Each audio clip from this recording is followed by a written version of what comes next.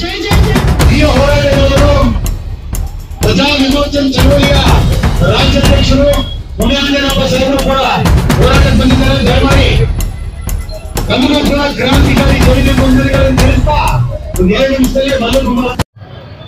अस्सलामु अलैकुम वरहमतुल्लाहि वबरकातुह। मैं डॉक्टर इनामुल हक, chairman the green India foundation.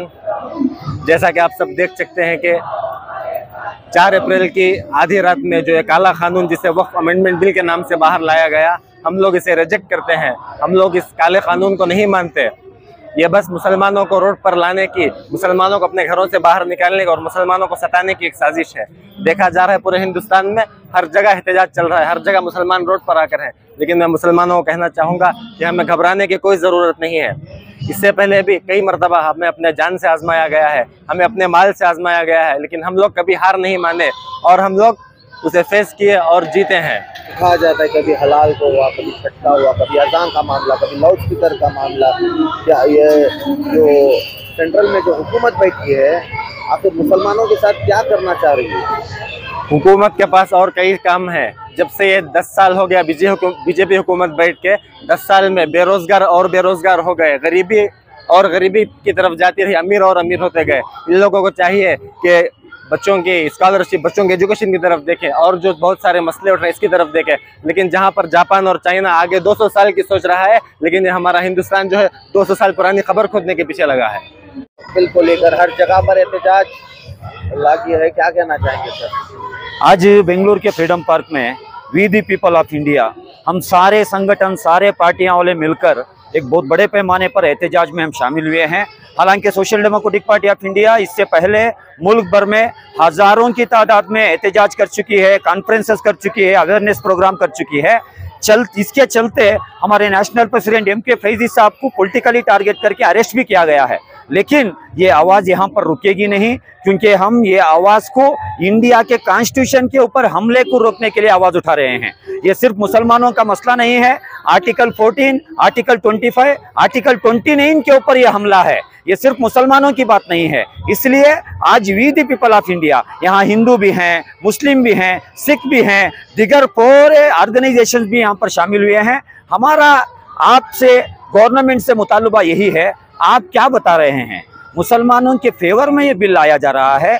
मुझे ये बताओ, अगर मुसलमानों के फेवर में ये बिल लाया जाता, आज इंडिया में लाखों की एकड़ की जमीन मुसलमानों की हड़प कर पॉलिटिशियंस खा के बैठे हैं। एक ही सिंगल पॉलिटिशियन को अरेस्ट करने के लिए आपके 12 साल की हुकूमत में नहीं हुआ। ये बिल के जरिए से आप क्या मुसलमानों का डेवलप करेंगे? देखिए, इस वक्फ अमेंडमेंट बिल का सेक्शन 3 ये बताता है, अगर वक्फ की लैंड का डिस्प्यूट अगर हो गया गवर्नमेंट और वक्फ के बोर्ड के जरिए बीच में, तो एक डिस्ट्रिक्ट कलेक्ट्रेट के जरिए के रैंक के ऑफिसर को इसको सेटरेट करने का पावर आप दे रहे हैं। मुझे बताओ, एक डिस्ट्रिक्ट कलेक्ट्रेट को सरकार अपॉइंट करती है, वो सरकार के खिलाफ कभी स्टेटमेंट दे सकता है, कभी रिपोर्ट दे सकता है? ये क्या तमाशा रचा के रचा है? सेक्शन 3 बार ये बताता है, अगर किसी वक्फ लैंड को लैंड देना है तो 5 साल प्रैक्टिसिंग मुस्लिम होना है। मुझे बताओ, प्रैक्टिसिंग मुस्लिम का सर्टिफिकेट कौन देगा इंडिया में? आज फ्रिज के अंदर आप आधा किलो गोश्त नहीं रख सकते मुसलमान के घर में।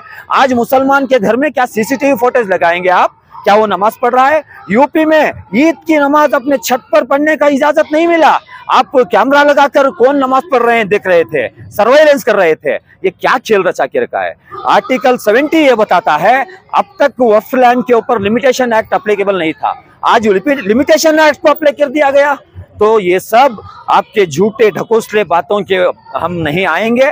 इंडिया के सभी मुसलमान, हिंदू, क्राइस्ट, ईसाई लोग मिलकर इसका हम अपोज करेंगे। हमने आज सड़क संसद के जरिए से इसका अपोज भी कर रहे हैं। कल ही के दिन social democratic party of India के नेशनल वाइस प्रेसिडेंट शफी साहब के नाम में हम रिट पिटीशन भी सुप्रीम कोर्ट ऑफ इंडिया में दायर किए। इंशाअल्लाह, अल्लाह ने चाहा तो जरूर मुसलमानों के हक में सही फैसले होंगे। जो वक्त का ऐसी चीज़ है, वक्त अगर मुसलमानों की मिल्कियत है, मुसलमानों का हक कोई नहीं छीन सकता। इन लोगों को मोदी और शाह को किसने हक दिया?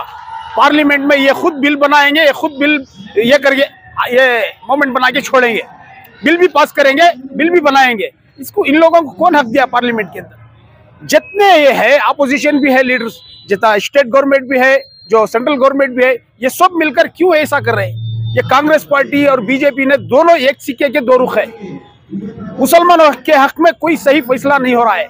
जितने भी वक्त में जो 70 साल से खाए हुए हैं, जो हमारे ही कौम के आदमी खाकर बैठे हुए, आज उनका हिसाब पूछ रहे हैं, सब अवाम पूछ रही है। जितने भी है अवाम आकर, जितने भी है धरना कर रही है, प्रोटेस्ट कर रही है, ये बेकसूर मासूम और अपना वक्त निकाल कर आए हैं। इसीलिए आए हैं, कुछ ना कुछ मसला हल हो जाएगा एक दूसरे को कंधे कंधा मिलाकर चलने से। मगर इन लोगों को कुछ एक पैसे का हलाला के फायदा नहीं हुआ है।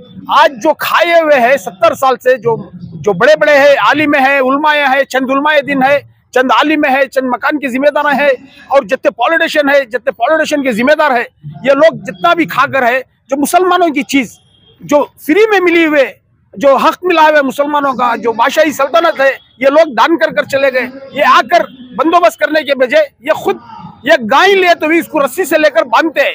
जो हम लोगों को जगह मिली है मुफ्त में, ये जगह को कवर नहीं कर सके। जो बेवा, यतीम, गरीब, मिस्किनों के लिए एक फ्लैट दे देते, तो कोई बड़े बड़े बिल्डर्स को देके एक फ्लैट बना के देते, तो महीना 1,000 रुपए दे दो अगर बोलते दे डालते। कितनी जगहें खाली है? 9-9.5 लाख एकड़ पूरे इंडिया के अंदर इतनी जगह है। क्यों भाई मुसलमानों का हक क्यों ऐसा दबा रहे हैं? मुसलमानों का माल मुसलमानी, अपनों ने अपनों का घर लूटा है, गैरों में कहां दम। इसीलिए आज जितना भी है, जो एक अकेला सब पे भारी पार्लियामेंट के अंदर, चाहे मुस्लिम लीग पार्टी आजादी से पहले भी थी, अभी भी है, चाहे एचडीपी पार्टी में जुड़ो, चाहे एमएम में जुड़ो, मुसलमानों के साथ खांदा देने वाले का साथ दो। अभी बहुत गुजर गया, जितना साथ दे रहे, जितनी बेवकूफाई है, अच्छी बात नहीं। जो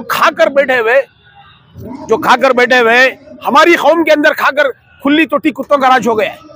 ये खा रहे हैं, बिल्ली हंकिया मुझ के दूध पी रहे, ये कोई नहीं देख रहा बोल के खा पी कर राज कर रहे।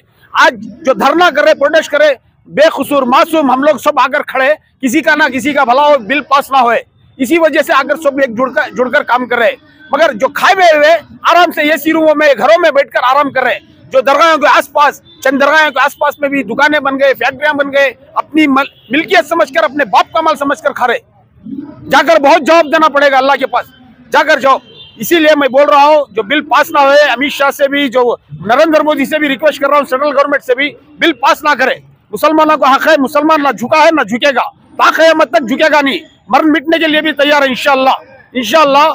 जय हिंद, जय कर्नाटका, इस्लाम जिंदाबाद। और वक्फ बिल हमेशा हमारे मुसलमानों के हक में बिल पास करना ही है। जी कौन सा इनकलाब जिंदाबाद, इनकलाब जिंदाबाद। अस्सलाम वालेकुम वरहमतुल्लाहि वबरकातुहू। मेरा ताल्लुक ना तो प्रोटेस्ट वाले से है, मेरा मैसेज सिर्फ मुस्लिम्स को है। और मैं जो बोलता हूँ, मंजे जिम्मेदार ठहराओ, ना तो कोई प्रोटेस्टर्स को, ना तो ऑर्गेनाइजर्स को। तो सोचो, आज उमर बिन खत्ताब रहते तो दुनिया में ये मुसलमानों की तकलीफ को देखो, वफ़ के मसले को देखो, फ़लस्तीन के मसले को देखो, इराक़ के देखो, सीरिया के देखो, लेबनान के देखो, यूगर को देखो। आज क्या करते थे उमर बिन अब्दुल अजीज़? आज वो जालिमों के ऊपर उनकी मौत और क़यामत आने से पहले असल मौत और क़यामत ला डालते थे उमर बिन खत्ताब। तो आज मैं ना तो वक़्त के बारे में बोलता हूँ, ना तो उससे रिलेटेड कुछ बोलता हूँ, सिर्फ मैं बोलता हूँ मुसलमानों के दिल की सिचुएशन के बारे में। तो हमारे साथ क्या जुल्म हो रहा है सब मालूम, हमारे अतराफ क्या हो रहा है सब मालूम, इंडिया में क्या हो रहा है, फ़लस्तीन में क्या हो रहा है, इराक़ में क्या हो रहा है, ईरान में क्या हो रहा है, सब मालूम। लेकिन हमारे दिल में क्या हो रहा है किसी को भी नहीं मालूम।